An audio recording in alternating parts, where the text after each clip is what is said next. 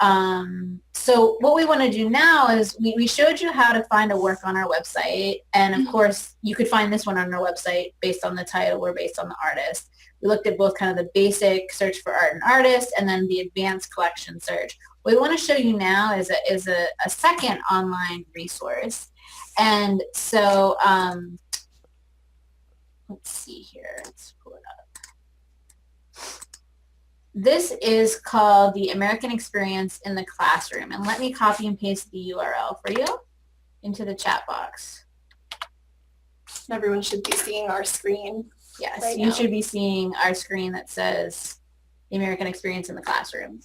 And this is a microsite that was created internally in our department by SAM educators. And it's been created specifically for teachers. And in particular, for middle and high school teachers. Of course, art teachers could use it, but the target audience would be history, social studies, or language arts teachers. And so what we have here, we have 50 artworks that are featured on this microsite, and they're organized in pairs. So we have 25 pairs of them, and both artworks in each pair are roughly from the same time period. So this isn't a place to go if you're looking for sort of like breadth of artwork selection, but this is a place to go for depth. We'll show you an example in just a minute with Catlin's painting of the light, just how in-depth the resources are here. So you have a couple of options. You can explore the teaching tools and resources on your own, as well as this kind of really cool interactive timeline that can be 2D or 3D, and it puts the art that is on the site in its historical context. But then from the homepage, really the kind of two main ways that you would want to explore this site would either be through history, through time period or era, and then through themes and art. And so if we go to Heroes and Leaders, for example, there's some introductory material, and then it's going to show you some of the other artworks that fall under this category. And there's an artwork here that should look familiar because we just spent some time with it. If we click on the light, that's going to take us to the paired page. So this page where we see the light, it's paired with a work by Francis William Edmonds called The Speculator, which was done roughly at the same time, roughly the mid-1800s. And so the title of this page is A Clash of Cultures. So in any given pair, you're going to see kind of the following categories here. And we could spend a whole hour just focusing on this stuff. Just for the sake of time, I just want you to see what is here, the depth of the resource, and so that you know this is a place that you can find and discover artwork with the huge amount of supporting material. So it begins with a section. These are all drop-down sections. Like we do with See, Think, Wonder, the observation, what do you see? And then the interpretation, right? What does it mean, or what do you think that it means? And then there are some essays, some really well-researched essays that provide some historical background. So a lot of the things that Phoebe mentioned about Catlin and sort of the complicated nature of Catlin's representations, that's going to be represented here. And these sections also at the bottom, you can download a PDF. There are primary source connections, and so we see letters that are written to Catlin, we see letters that Catlin wrote from political officials, et cetera, et cetera. And then also literary connections, artwork connections. We have other works by Catlin. This is actually another one of the lights. And then the last one in this section is state names. So while the pairs themselves are contemporary works done at the same time, in the artwork connection section, we might show connections across time periods. And then sometimes in media, we'll have videos, related videos, additional Smithsonian resources. Some of them are SAM resources, but others are for other institutions across SI.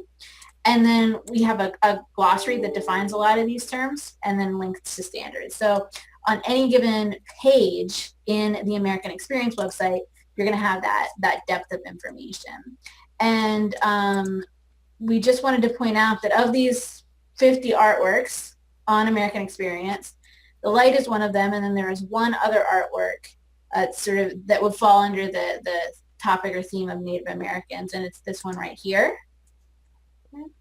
And we're going to go back into the PowerPoint and kind of compare, even though the American Experience website doesn't put those two in conversation, for our purposes, we're going to do that for just a minute before we kind of transition to the last main piece of today's webinar. Yes.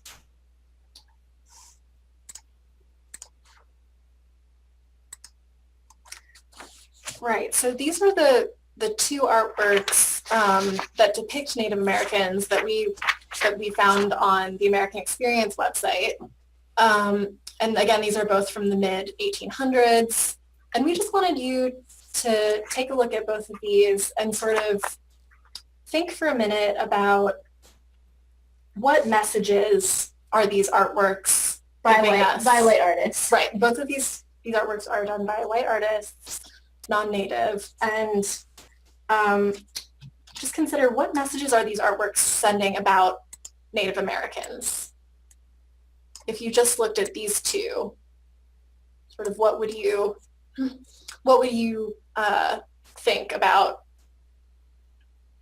the Native American experience or who Native Americans are in this country? And feel free to type your thoughts in the chat box. Okay, so identity confusion, definitely with the Catlin piece. Culture being killed off. Yes, this idea of loss of culture. Right. The stereotype of the vanishing Indian. Right. Seems as though they make them proud. Right. If you saw on the American Experience website, when it's arranged by theme, then both of these works are under the kind of heroes and leaders. So there is like an element of pride with them. Yeah. Fallen. Yeah. I mean, I think, the Dying Tecumseh, it's a beautiful sculpture depicting the death of this famous Indian leader. But it's, yeah, so, but it is this sort of representation of the idea of this culture that is sort of romantically doomed to disappear. Sending a message that they may be weak or they cannot withstand introduction to white culture. Yeah, so you can see why that might be a little problematic because, when Anne was showing the numbers of artworks we have in our collection from different decades, the vast majority of the works we have are from roughly this period, sort of the mid-1800s, and most of them from that period are by non-native artists who are, bringing their own frame of reference to their depictions. So we're not saying, that these artworks are bad artworks and you shouldn't use them. Or, that they have no value or place. No, absolutely Certainly not. they can lead to some really nuanced conversation. Absolutely. However, I think we're encouraging you to sort of look at these with a critical eye. And then we also wanted to encourage you to bring in some perspectives from Native artists themselves and sort of some narratives to balance out or counter these sort of stereotypical narratives about Native Americans that we often see dominating the discussion. And so this is going to take us to the third and final online resource that we want to highlight for you. Phoebe's going to kind of take the lead in explaining because Phoebe is an expert at this site, more so than me for sure. But I'm going to take you to this site and I'm going to copy and paste the URL into the chat box again so that you have it. Yeah, so what we're looking at right now is the Smithsonian Learning Lab, which is an amazing website. It's only about a couple of years old.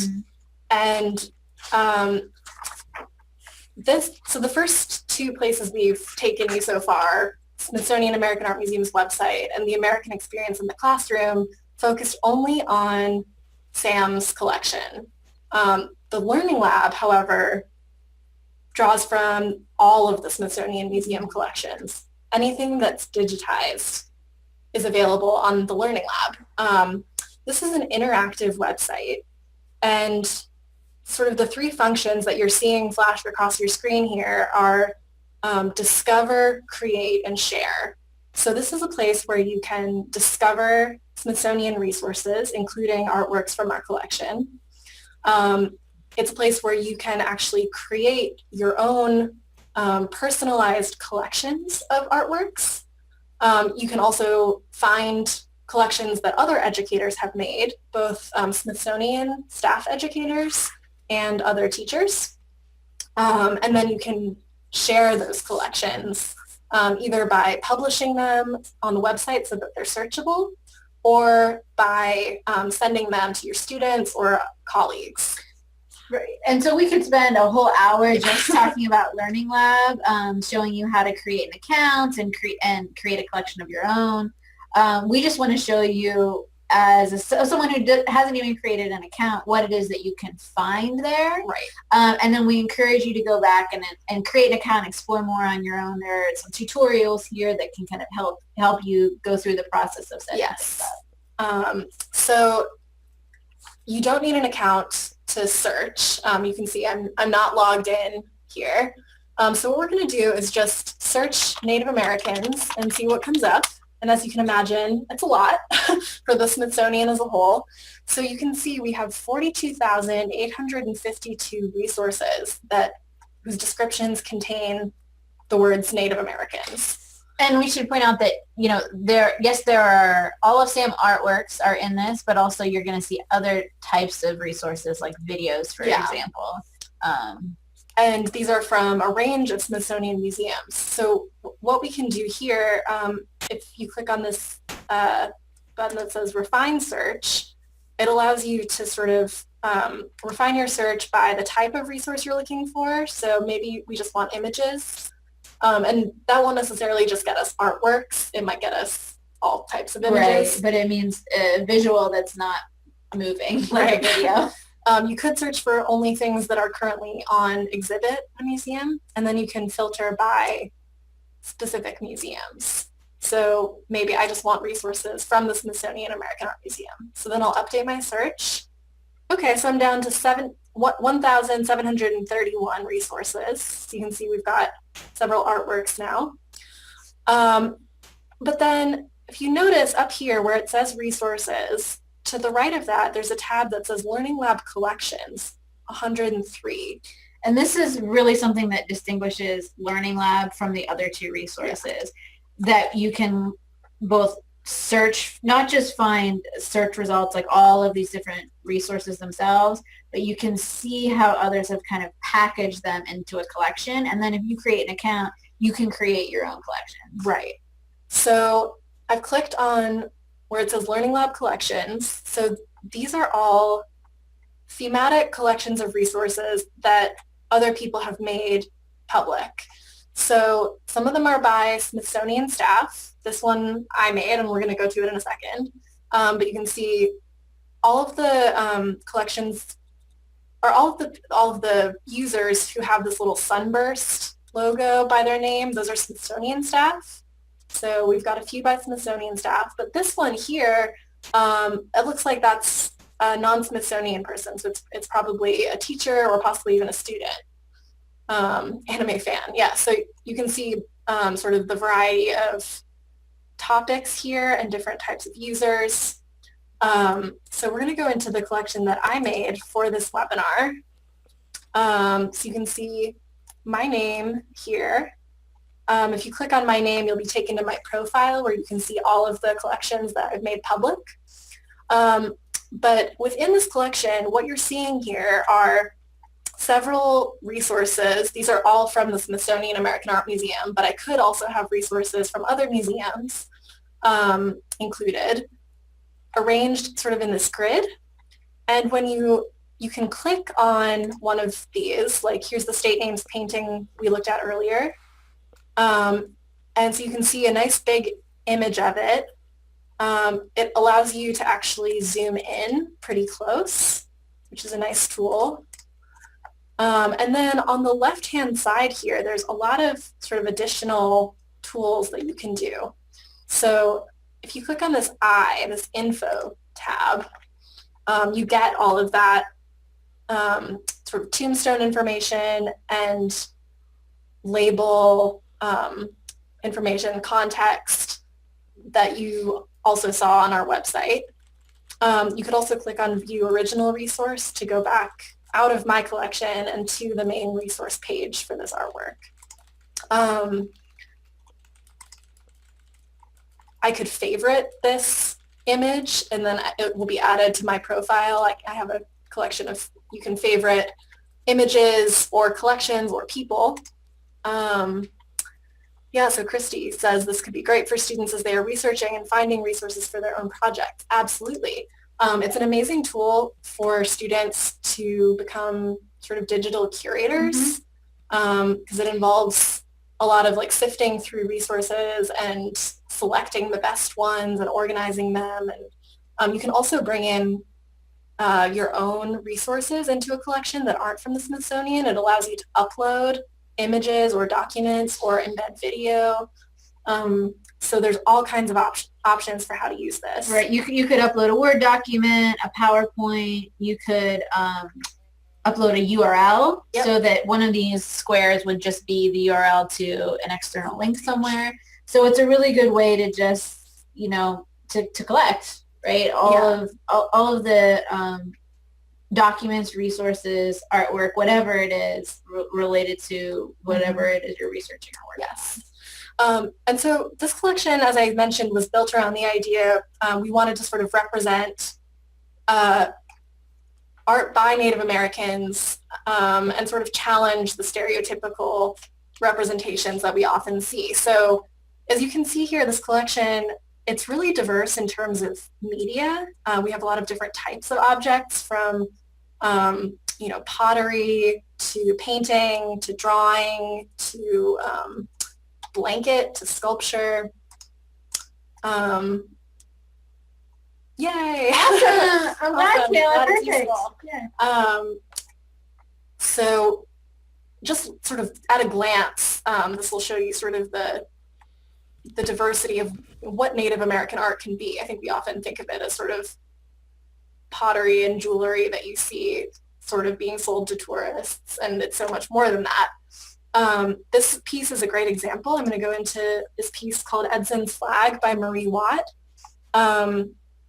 Marie Watt is a member of she's Seneca from Oregon, and she creates work. She creates a lot of work with blankets and this idea of what is the significance of a blanket as a medium. And as you can see, oh great, she displays in Montana too, so you're familiar with her. In this piece, she has sort of incorporated an American flag that belonged to her great uncle Ed, who was, he served in the Air Force in World War II as an airplane mechanic, and she inherited this flag from him and, felt sort of the sense of responsibility to do something with it and sort of created this blanket collage piece. And sort of thinking about what does her identity as a Native person contribute to this piece, and what does the American flag mean to her, and then just thinking, I think bringing in the idea of Native Americans are here today in our culture. They're veterans. They're not restricted to the past, to the 1830s, is really important. And I want to point out... Yeah, so we have just about 2 minutes left. What Phoebe's going to do is show you one more functionality that Learning Lab has, and then we're going to wrap up by pointing you to a couple of things. We want to be respectful of your time and let you know we have our eye on it as well. But this is a really cool part of Learning Lab. Yeah, so you can see here there's a little paper clip, and that's because on the side, the left-hand side toolbar, and what I've done is I've added some annotations to this artwork. So I've added some reflection questions. So you can add like quiz questions or reflection questions where people could respond. You can have students do this. So just sort of open-ended questions. And then I've also added some information and a quote from the artist. So there are all kinds of different annotations that you can add to your personalized collections, which is really cool. And then students could add. If they were sort of digitally curating something, they could add their own questions or research findings in that area too. They can digitally annotate it. So that's another great feature. All right, should we go back to the PowerPoint and wrap up? Yeah, we're gonna wrap up. We just wanted to show you a couple more things. So we wanted to close by showing you,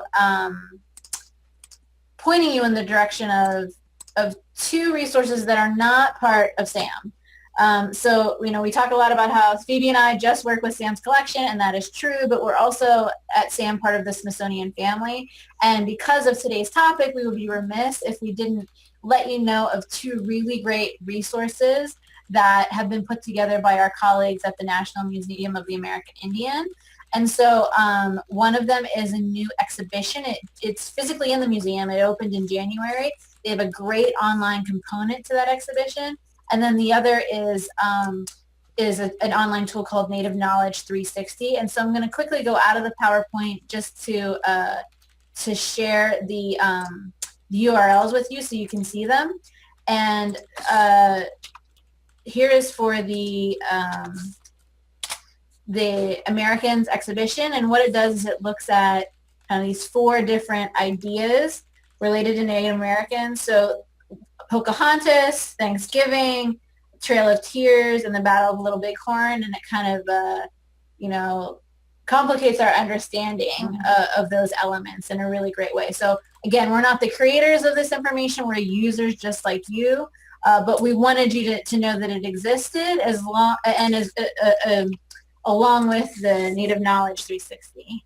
And so here is the URL for the Native Knowledge 360. Awesome. Oh, great. Christy's saying, thanks, Christy. Thanks for sharing that. It's a small world. Yeah. How we're all connected. That's awesome. All right. And so then very quickly, we're going to go back into the PowerPoint to wrap up.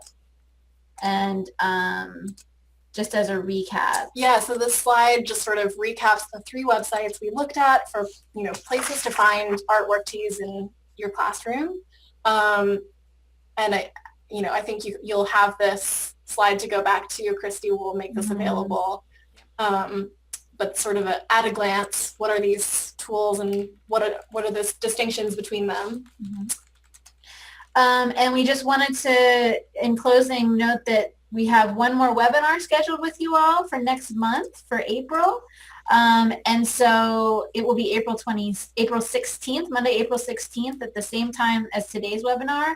And we're going to be focusing on Art as Argument, Contemporary Artist Voices. So we'll be looking at living artists, and we'll be incorporating their voices via our artist interview series. So we're excited and hope to see many of you again next month.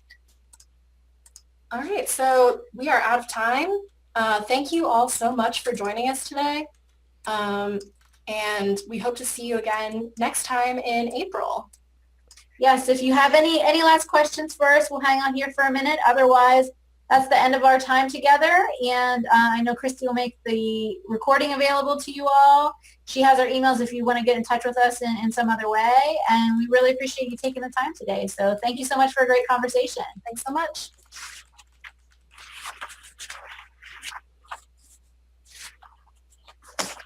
Oh, great. And Christy's reminding us she'll send renewal units to everyone who attended. Thanks, Christy.